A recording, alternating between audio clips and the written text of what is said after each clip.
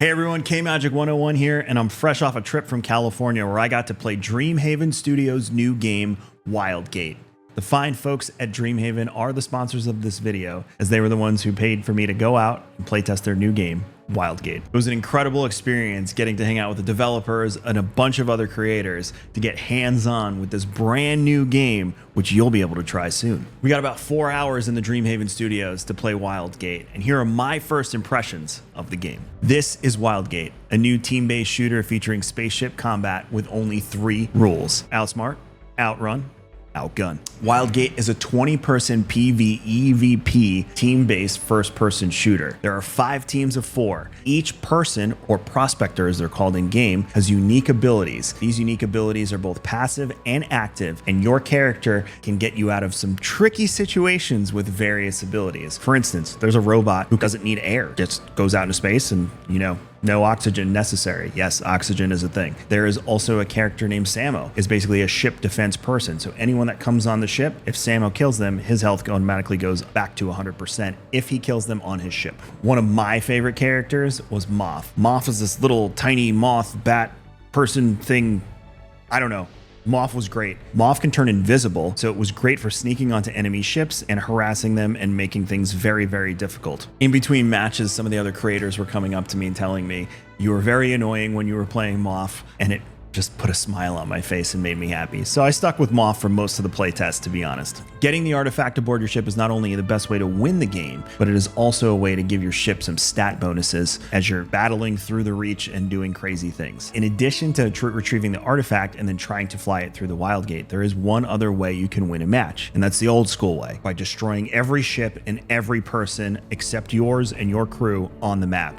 You win. In your journey to find the artifact, and while you're battling some of the other crews and ships, you will run into a ton of different biomes and different places you can go to receive upgrades for weapons, ships, etc., etc. One of the most engaging parts of the game was upgrading our ship. I got the chance to play with Darkness 429, Action Jackson, and Professor Broman on my team, and things got very nutty and were very fun as we figured out how we enjoyed to play the game and the different character dynamics that we were building. So the game will be available on PC and console. This means you have the ability to use keyboard and mouse or a controller. I did not get to play with a controller. I did get to play with keyboard and mouse. For me, I favor MMO mouses with number pads by my thumb, and that actually was a very good thing because I was just doing your standard WASD the entire time and then controlling everything else with my thumb. It was very comfortable. I had no issues with the controls. As we mentioned, 4-person teams flying through the Reach. Each one has their own ship. Goal is to either eliminate everyone else or retrieve the artifact and fly through the Wildgate with it on your ship. It's definitely easier said than done in these situations. We were flying through the Reach trying to find these different little pockets that had everything from puzzles to boss fights, but the most important thing was they had upgrade materials for our ship, and that's probably the most important thing when you're starting out. Can you get ice to cool down your reactor? Very important, because when your reactor overloads, if you don't have the ice,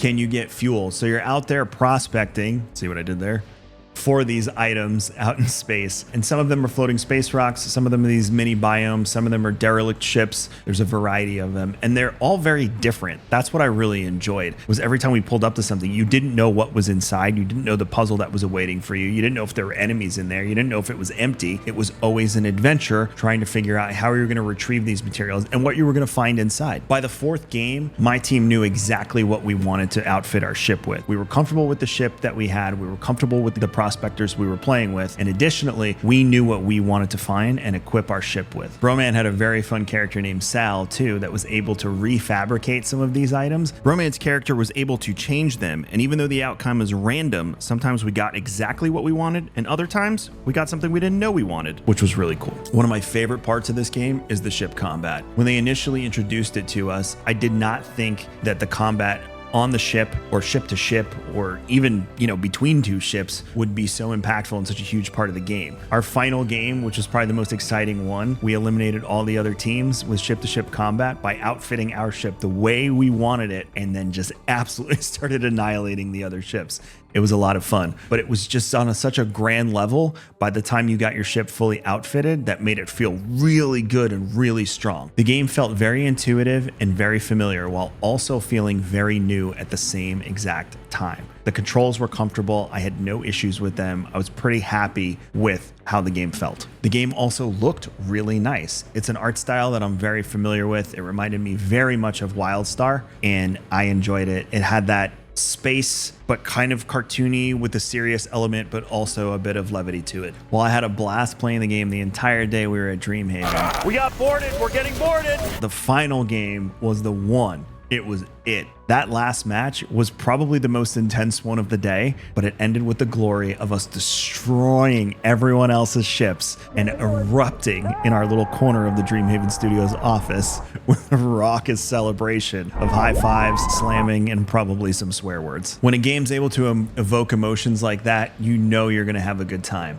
I highly recommend when you get the chance to play this, play it with friends. That was why it was such a great experience. Now the solo player, they'll be able to have fun too. That group experience that I got to share with my friends was the highlight of my trip to California. Overall, my experience with the Dreamhaven team and getting to playtest Wildgate was fantastic. I highly recommend this game, especially if you get the opportunity to play it with friends. And for you Sea of Thieves Arena fans, you are going to love this game. Keep an eye on it, I guarantee you. I keep talking about your opportunity to play Wildgate, and it's coming much sooner than you think. In April, you will be able to play test. All you have to do is go to playwildgate.com and you can join the fun. Thanks for watching this video. Leave your questions and comments below. I would love to talk about Wildgate more with you, and maybe I'll see you in the Reach in April.